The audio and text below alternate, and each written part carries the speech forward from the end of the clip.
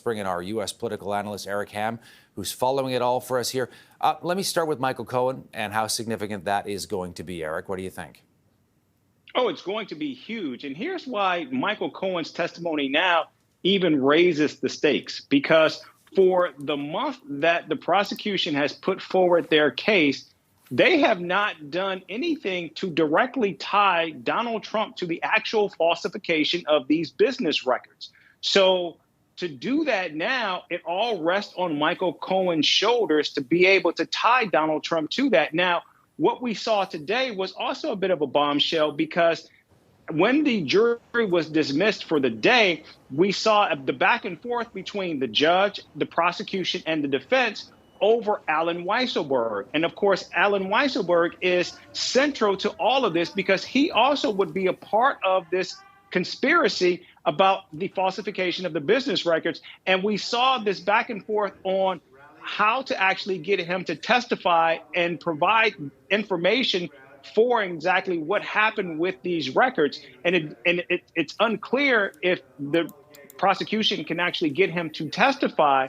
And so now what we're seeing here is it's clear that the prosecution is missing a link. And so now it appears as though they're going to put all of it on Michael Cohen's shoulders to deliver this verdict, this guilty verdict, for them, if in fact they think they're going to get one. Yeah, you know, the New York Times had a great opinion piece, Eric, recently about, you know, the fact that a lot of this stuff may start to be confusing for jurors. You know, there's lots of stuff going on. There's also, you know, graphic, explicit details about sexual encounters, kind of a tabloid nature to the whole kind of thing. And, you know, a lot of this stuff they already know about Donald Trump, they've heard before, and that some of them might be turned off by the whole process, or, you know, or trying to figure out, well, I'm kind of overwhelmed by everything. What exactly here was criminal and what's just kind of sleazy, you know, that kind of thing. What do you make of that? No, that's absolutely right. And if we look at this from a political standpoint, what we see here is, and now it appears as though it looks like Donald Trump's Georgia case is going to get kicked until after the election. We already saw recently his classified documents case has been postponed indefinitely, which means that's not happening before the election.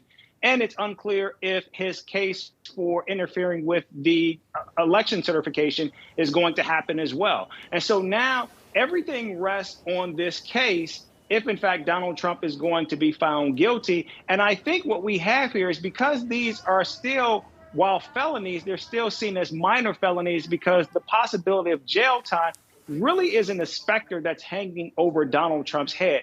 What really makes Donald Trump culpable is what a guilty verdict will do for him and what it means politically when translated into votes. And I believe that this is something that Donald Trump easily could have actually pled down to a misdemeanor and actually just paid a fine.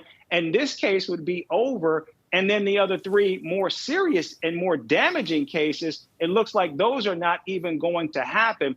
But still, now what we see is it's unclear where this case is actually headed, because at this point right now, there is not that quote unquote smoking gun that actually says that Donald Trump did anything, because I suspect what we're going to see from Donald Trump's defense team is that they're going to put all of this on Allen Weisselberg and on Michael Cohen, because right now the prosecution, at least so far, hasn't shown where there is a direct tie with Donald Trump actually agreeing to or ordering someone to actually falsify these business records. Eric Ham, political analyst, joining us today from the U.S. We'll talk again next week, Eric. Thanks for this in the meantime. You bet. Thank you.